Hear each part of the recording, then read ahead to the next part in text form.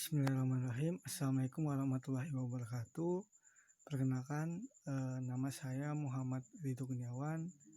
Saya berasal dari Sekolah Tinggi Ilmu Kesehatan Baitur Rahim Jambi.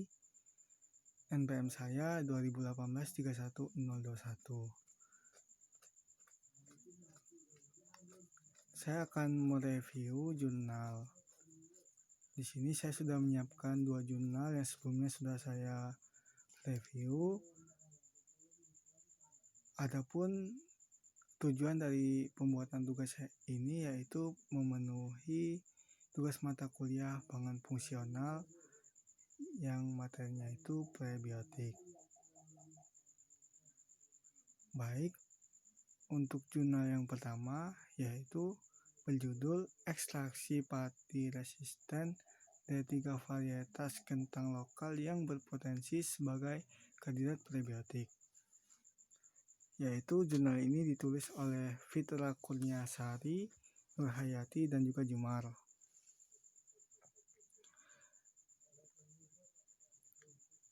Untuk pendahuluannya yaitu kentang merupakan tanaman umbi-umbian dan tergolong tanaman setahun yang kaya akan karbohidrat. Indonesia merupakan penghasil kentang yang besar, yaitu 1.060.805 ton pada tahun 2010 berdasarkan Badan Pusat Statistik tahun 2010. Penerapan ekstraksi pati kentang di masyarakat secara umum menggunakan air. Penggunaan air sebagai pelarut disebabkan ketersediaan air yang melimpah dan murah. Adapun tujuan dari penelitian ini adalah mengetahui pengaruh varietas kentang atau rendang alka granola dan jenis pelarut Aquades etanol 10% terhadap sifat fisik dan kimia pati kentang, mengetahui jenis bahan pelarut yang dapat mengekstrak kentang yang tepat, kemudian mengekstrak pati RS dari beberapa varietas kentang unggulan lokal. Dan yang terakhir yaitu mengevaluasi sifat-sifat prebiotik RS2 beberapa varietas kentang unggulan lokal. Nah, bahan dan metode bertempat di laboratorium mikrobiologi pangan dan hasil pertanian dan laboratorium kimia dan biokimia hasil pertanian, jurusan teknologi hasil pertanian, Fakultas Teknologi Pertanian Universitas Jember. Rancangan penelitian yang digunakan adalah rancangan acak kelompok atau RAK, yang mana terdiri dari 2 faktor, yaitu K varietas kentang dan P atau jenis pelarut yang diulang sebanyak 3 kali. Percobaan faktor yang terdiri dari 2 faktor dengan 2 taraf untuk faktor P dan 3 taraf untuk faktor K, yang setiap perlakuannya itu diulang sebanyak 3 kali. Kemudian penelitian ini terdiri dari 3 tahap, yang mana tahap pertama yaitu ekstraksi pati kentang, kemudian isolasi RS2 pati kentang, dan yang terakhir yaitu evaluasi sifat prebiotik pati kentang. Evaluasi sifat-sifat prebiotik yang meliputi uji ketahanan serat terhadap dosis asam phenylethanifisial, survival probiotik uji yaitu Lactobacillus acidophilus, dan survival bakteri patogen bakteri enteropadogenik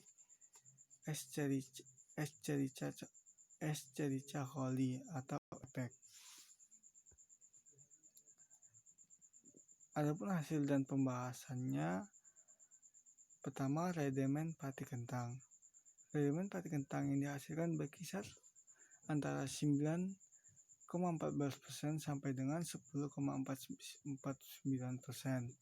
yang mana hasil uji BNT pada tahap nyata itu 5% menunjukkan bahwa varietas kentang berpengaruh tidak nyata terhadap rendemen pati.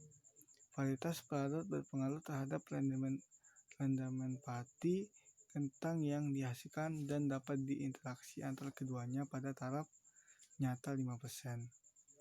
Kemudian derajat putih pati kentang, yang mana varietas kentang dan pelarut berpengaruh terhadap derajat putih pati kentang yang dihasilkan dan terdapat interaksi antar keduanya pada taraf nyata 5%. Pati kentang alka yang diekstrak menggunakan pelarut etanol itu 10% atau K2P2 menghasilkan derajat putih tertinggi yang mana sebesar 83,35 kurang lebih 0,01%. Hal itu diduga karena alut etanol 10% memiliki gugus nonpolar sehingga dapat mengikat quinon. Tingkat daya cerna pati kentang. Ekstraksi pati resisten atau RS kentang secara enzimatik menghasilkan rendemen sekitar 50-56%. Hasil analisis kadar LDS dan SDS pada pati kentang varietas rendang ARK granola dengan pelarut aquades dan etanol 10% secara berturut-turut berkisar 0,97% sampai dengan 1,9% dan 3,34% sampai dengan 5,33%.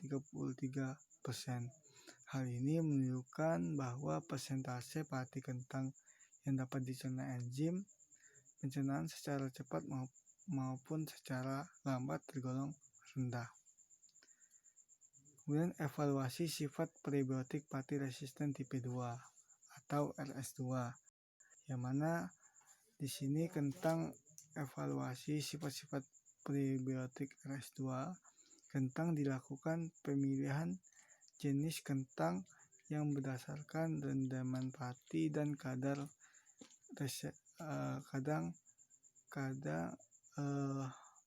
pati resisten yang dihasilkan, yang mana hasil penelitiannya menunjukkan bahwa aquades memiliki rendaman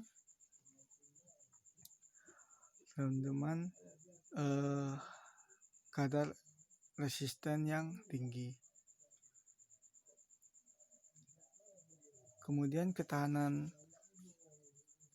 pati resisten tipe 2 ini yaitu terhadap hidrolisis cairan lambung, yang mana dapat dilihat pada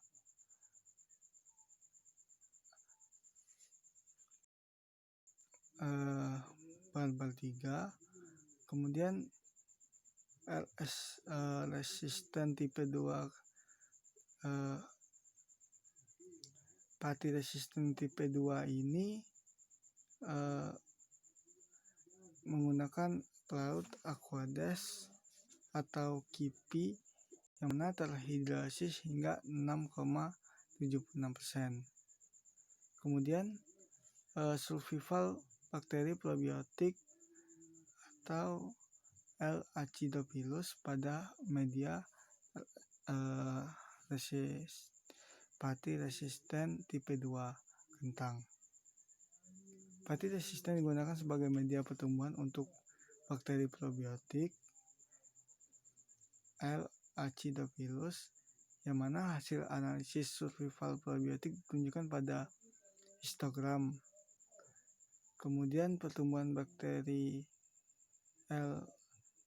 acidophilus paling tinggi yaitu kentang alka menggunakan pelarut aquades atau K2P1 sebesar 57,83 lebih kurang 0,02%, dan pertumbuhan bakteri terendah pada kentang granola pelarut aquades atau K3PI yaitu 40,44 lebih kurang 5,75%. Sedangkan kontrol dengan pemberian glukosa 1% dapat menumbuhkan bakteri Acidophilus 23,75 lebih kurang 0,04%. Kemudian survival bakteri patogen, enteropathogenic E. coli atau EPEC pada media pati resisten tipe 2 kentang. Yang mana nilai survival efek pada kontrol dengan pemberian glukosa 1% dapat menumbuhkan efek sebesar 3,08 lebih kurang 0,97%. Hal ini diduga karena efek dapat bertahan hidup pada kondisi minim nutrisi gitu. Survival bakteri patogen Salmonella typhimurium pada media. RS2 kentang atau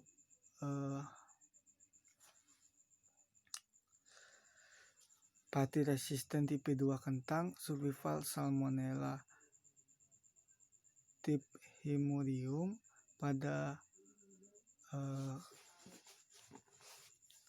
pati resisten tipe 2 kentang dapat dilihat ada histogram.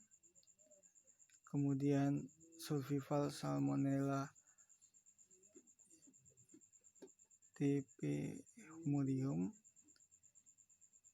Burposity itu negatif 1,83% sampai dengan negatif 3,91%. Yang mana ya aktivitas Salmonella typhimurium pada RS2 kentang bernilai negatif, sedangkan dengan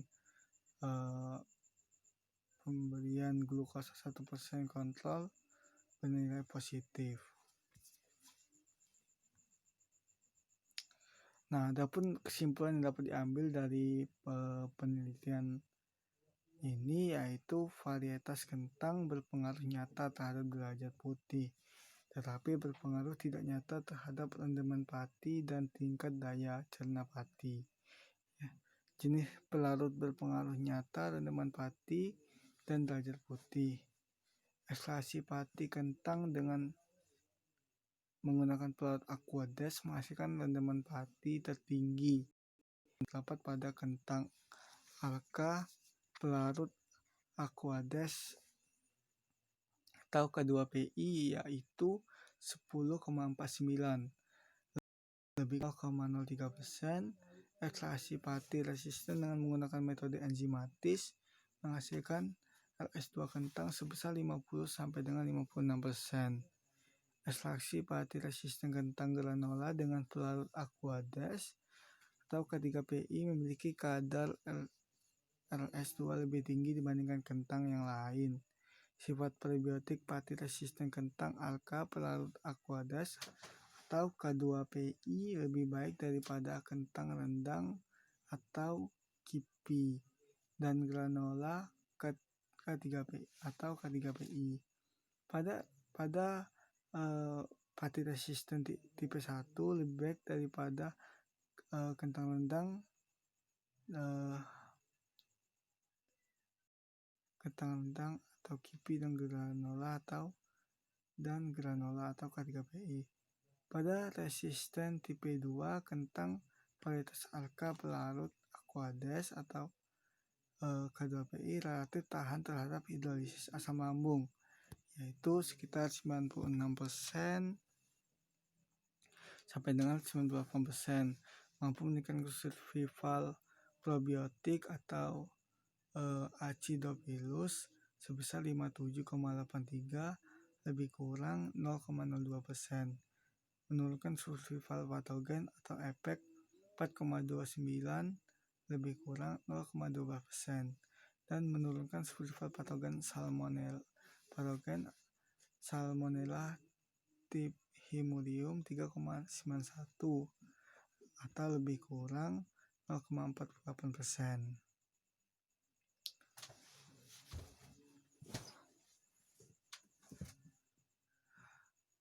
Dan selanjutnya yaitu jurnal yang kedua, yang mana ini berjudul Kajian Peningkatan Pati Resisten yang terkandung dalam bahan pangan sebagai sumber prebiotik, yang mana ditulis oleh Raden Haryobimo Sertiarto, Betty Sri Laksmi Jenny, Didah Nurfaridah, dan Iwan Saskiawan.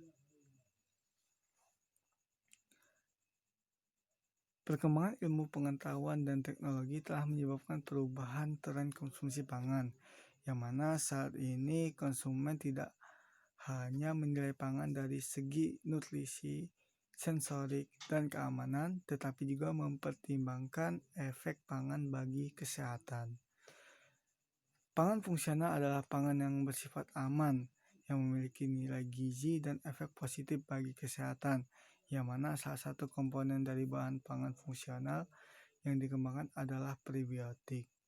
Prebiotik adalah komponen bahan pangan yang bermanfaat bagi manusia karena dapat menstimulasi pertumbuhan dan aktivitas sejumlah bakteri prebiotik dalam kolon sehingga dapat memperbaiki kesehatan saluran pencernaan manusia. Kajian untuk mengungkap pemanfaatan bahan pangan sebagai sumber prebiotik telah dilakukan melalui evaluasi sifat prebiotik baik secara in vitro maupun in vivo, yang mana beberapa penelitian yang berasal dari in vitro diantaranya adalah analisis efek prebiotik dan indeks prebiotik. Tujuan dari ini adalah mengkaji berbagai upaya untuk meningkatkan kadar pati resisten pada bahan pangan sebagai sumber prebiotik secara efektif dan juga efisien. Metode penelitian pati resisten atau RS ini diklasifikasi dalam 5 kelompok berdasarkan pada asal dan cara proses pembuatannya, yang mana tipe RS1, 2, 3, 4, dan 5. Kemudian pati resisten tipe 1 yang mana merupakan pati yang terdapat secara alamiah dan secara fisik terperangkap dalam sel-sel tanaman dan matriks dalam bahan pangan kaya pati, terutama dari biji-bijian dan juga sereal. Manfaat dan aplikasi pati resisten sebagai sumber prebiotik. Thoma dan Parniaks tahun 2006 serta Robert Floyd pada tahun 2007 melaporkan bahwa pati resisten yang terkandung dalam bahan pangan dapat diklaim memiliki sifat prebiotik seperti karena telah memenuhi beberapa persyaratan sebagai berikut. 1. Tahan terhadap asam lambung dan tidak dihidrolisis oleh enzim pencernaan. Kemudian absorpsi di bagian atas saluran gastrointestinal. Kemudian yang ketiga, dapat menjadi substrat yang selektif untuk pertumbuhan bakteri probiotik di usus besar. Contoh Bifidobacterium, Bifidum maupun Lactobacillus plantarum plus. Tidak bisa dimanfaatkan untuk pertumbuhan bakteri Enteroplantarum. Kemudian dapat meningkatkan jumlah maupun aktivitas mikroflora yang mendukung kesehatan saluran pencernaan. Kemudian teknik modifikasi untuk peningkatan kadar pati resisten dalam bahan pangan, yang mana kandungan RS dalam bahan pangan dapat ditingkatkan dengan beberapa cara, baik cara fisik, kimia, maupun enzimatis, yang diantaranya melalui pemanasan, pertekanan,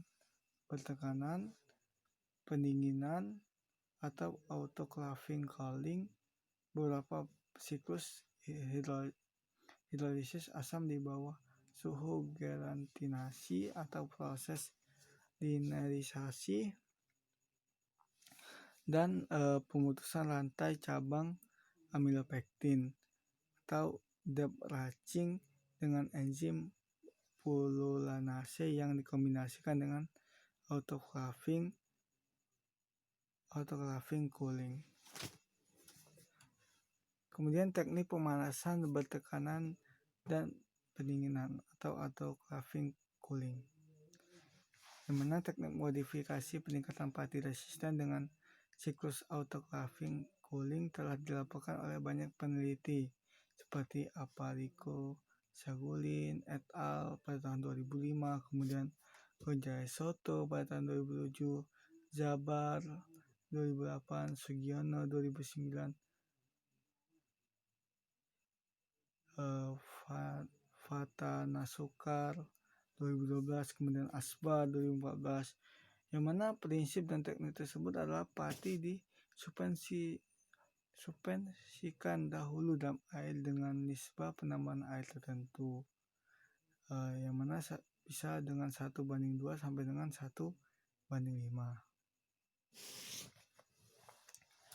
Kemudian metode penelitian berikutnya teknik hidrolisis asam secara lambat atau linearisasi, yang mana perlakuan linearisasi bertujuan untuk meningkatkan jumlah fraksi amilosa rantai pendek dengan bobot molekul rendah yang merupakan hasil degradasi fraksi amilosa rantai panjang pada titik pencabangan alfa negatif 11,6 dan rantai amilopektin Ozluk et al. Tahun 2011. Kemudian teknik hidrotermal, yang mana perlakuan hidrotermal terdiri dari annealing dan heat moisture treatment atau HMT. Prinsip perlakuan hidrotermal adalah penggunaan air dan panas untuk memodifikasi pati. Pada annealing, modifikasi dilakukan dengan menggunakan jumlah air yang banyak atau lebih dari 40 dan dipanaskan pada suhu di bawah suhu gelatinasi pati. Kemudian teknik debraching, yang mana pati melalui enzim pululase atau pulun 6-glucanodroase, yang mana merupakan enzim mikrobial yang dihasilkan oleh Lactobacillus plantarum, Lactobacillus fermentum, Bacillus halderans, dan Klebsiella pneumoniae melalui proses fermentasi.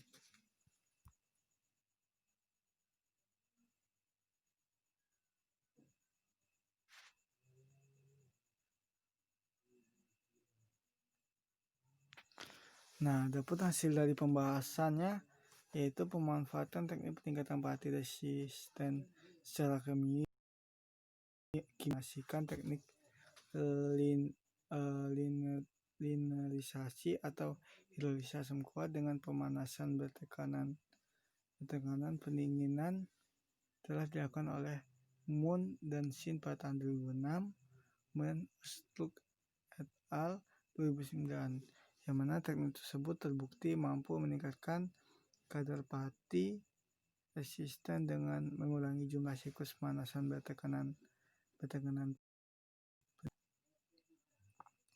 Akan tetapi ada masalah lain yang ditimbulkan, yang mana limbah asam kuat seperti HCI yang dapat merusak lingkungan. Kerusakan lingkungan inilah yang harus diperhatikan karena bisa menyebabkan dampak negatif ke depannya bagi keseimbangan ekosistem. Teknik yang paling aman, mudah diaplikasikan, serta tidak berisiko bagi keselamatan kerja serta ramah lingkungan untuk meningkatkan kadar pati resisten dalam bahan pangan adalah teknik enzimatis.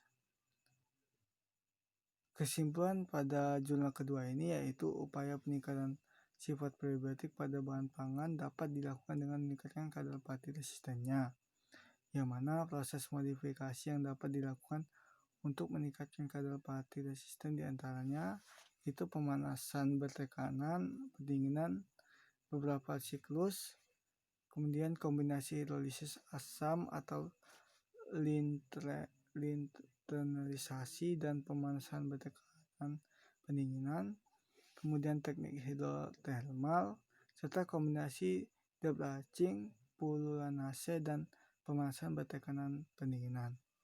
Hasil kajian secara teknoekonomis menunjukkan bahwa kombinasi fermentasi bakteri asam laktat dengan pemanasan bertekanan pendinginan dapat dijadikan sebagai teknik alternatif untuk meningkatkan kandungan pati resisten dalam bahan pangan secara lebih efektif dan juga efisien. Nah, arah dari pengembangan pangan fungsional ini yaitu seperti yang sudah saya jelaskan tadi, ini pangan fungsional adalah pangan yang bersifat aman, memiliki nilai gizi dan efek positif bagi kesehatan. Yang mana salah satu komponennya tadi itu bahan pangan fungsional yang dikembangkan adalah prebiotik. Prebiotik adalah komponen bahan pangan yang bermanfaat bagi manusia karena dapat menstimulisasi pertumbuhan dan aktivitas sejumlah bakteri probiotik dalam kolon sehingga dapat memperbaiki kesehatan saluran pencernaan manusia. Selain itu, pati resisten cukup dibutuhkan oleh tubuh sebagai pangan fungsional. Pati resisten dapat juga menurunkan indeks glikemik makanan, kemudian juga berfungsi sebagai prebiotik, kemudian menurunkan resiko diabetes dan obesitas, kemudian menurunkan resiko kanker usus, jantung, dan juga stroke. Nah, itu itu sangat banyak sekali manfaat daripada pati resisten ini, yang mana ini bisa digunakan menjadi pengembangan pangan fungsional, dan ini banyak terdapat di berbagai macam bahan pangan gitu kan. Dan juga kita sebagai mahasiswa, kita sebagai remaja, dan juga kita sebagai pemuda harus selalu mengembangkan yang terbaik untuk kesehatan gitu kan, terutama untuk pemenuhan kebutuhan makanan bagi masyarakat gitu. Yang mana pada zaman sekarang ini masyarakat tidak banyak lagi yang mencari makanan hanya sekedar enaknya saja atau hanya sekedar suka saja, tetapi juga efek dari makanan tersebut. Nah, inilah hadirlah yang namanya pangan fungsional. Yang mana pangan fungsional ini itu sangat dibutuhkan oleh masyarakat, terutama alternatifnya yaitu pati resisten ini tadi gitu.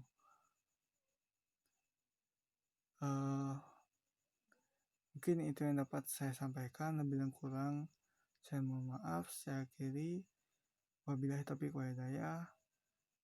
Wassalamualaikum warahmatullahi wabarakatuh.